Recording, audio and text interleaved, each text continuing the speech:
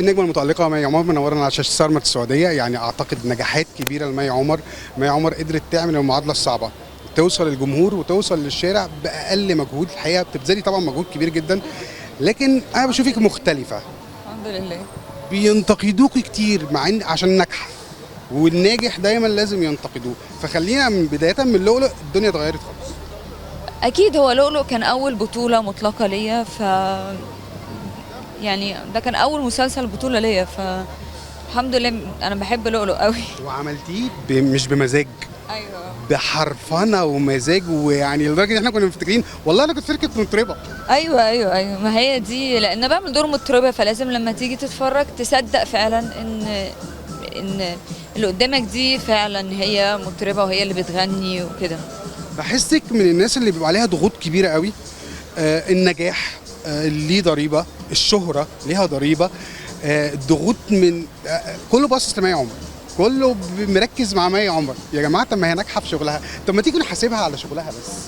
ليه بنقعد نخش في حاجات فرعيه واصل يعني؟ قصدك على مين؟ لا الضغوط اللي بتعريكي من السوشيال ميديا. والله لا، هي مش ضغوط يعني، بالعكس انا مبسوطه جدا بنجاح الحاجات اللي عملتها، وبالعكس يعني مفيش ضغوط من الجمهور، بل بالعكس. انا قصدي ضغوط من بعض المأجورين يعني اللي يقعد يقول لك يا عم ده طبيعي، ده طبيعي وبيحصل لكل الناس وحاجه عاديه جدا. المهم انت تركز في شغلك وتقدم حاجه كويسه. عاجبني الثقه اللي انت ما بتبصيش لاي، لا انت بتبصي للنجاح والتألق ما وبس. ينفعش لو بصيت للحاجات اللي هتعطلك هتفضل في مكان واحد وهتتعطل.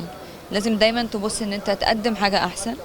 في الاخر الهدف الاول والاخير انك تقدم اعمال جيده جمهور يتبسط بيها. النجوميه الكبيره دي في الوقت القليل بيبقى ليها. والله مش قليل، ده انا بقالي كتير. انا عارف انا عارف بقالي كتير، بس قصدي الصعود للقمه بيبقى صعب جدا. وانتي انا عارف الناس انتي بتذاكري كويس قوي، مش ده انتي بتقعدي تذاكري كتير قوي قوي قوي. الناس فاكره ان الممثل بيطلع يقول لك اللي يبقى حافظ، لا ده الممثل بيذاكر. بص، الممثل بيتصدق لما هو نفسه يصدق الشخصيه اللي بيعملها. فانا اعتقد الحاجات اللي انا عملتها اللي حققت نجاح كبير كانت بسبب ان انا كنت حابه الشخصيه وصدقتها جدا. ما هي جامعه ما بين الاطلالات الاشيك، الاطلالات الاجمل، التمثيل والموهبه الكبيره، وحب جماهيري طبعا على السوشيال ميديا. انا بشوف لما تحط صوره ناس كتير تخش تعلق، ناس كتير تبقى معجبين. اعتقد محمد ممكن يغير شويه بقى، فانز كتير، معجبين كتير، فالموضوع ده بيبقى لا يعني دي حاجه ودي حاجه اكيد، يعني هيغير من الفانز يعني. طيب قولي لي، اكيد في رمضان اللي جاي هيكون في عمل مهم جدا. انا عارف انت شغاله عليه اليومين دول وهيبقى اصعب من احنا اللي فات. بنصور دلوقتي بقالنا اكتر من شهر، انا بوعدكم عمل حلو قوي قوي. انا حاسس ان هو هيبقى عمل انه افضل حاجه يعني عملتها لحد دلوقتي. بص انت كل اللي عملتيه كنا نقول ده افضل، بس لما يجي اللي بعده نقول اللي بعده افضل. لان لما بتعمل عمل وينجح بيبقى دايما عندك التشالنج او المسؤوليه بتزيد، ان ما ينفعش انت قدمت حاجه الناس حبتها وبعدين تعمل لهم حاجه مستواها اقل او دور اضعف. فالمسؤوليه بتزيد مع كل حاجه بتقدمها، مع كل شخصيه بتعجب الناس المسؤوليه بتزيد ولازم تركز اكتر وتقدم حاجه مختلفه. طيب قبل ما تخشي العمل ده ركزتي فيه ازاي وقلتي هتعملي يعني احكي لي تفصيله ما قبل بدء التصوير.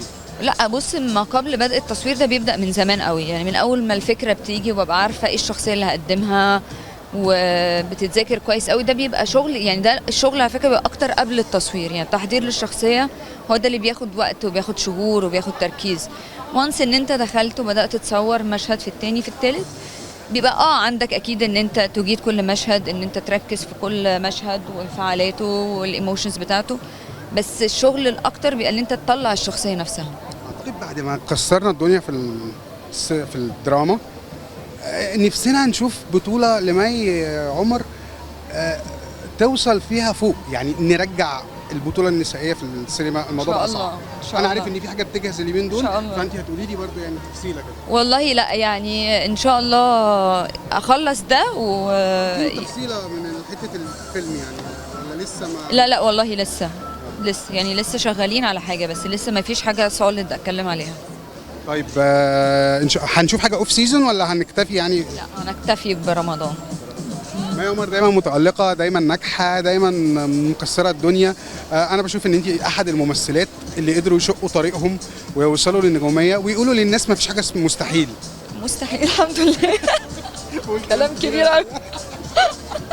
لا بقالي أنا قد إيه عشان نعمل اللقاء ده، فلازم أتوسط دي شوية. فإن شاء الله دايما النهارده كمان نتكلم عن التكريم بقى، كنا هننسى التكريم.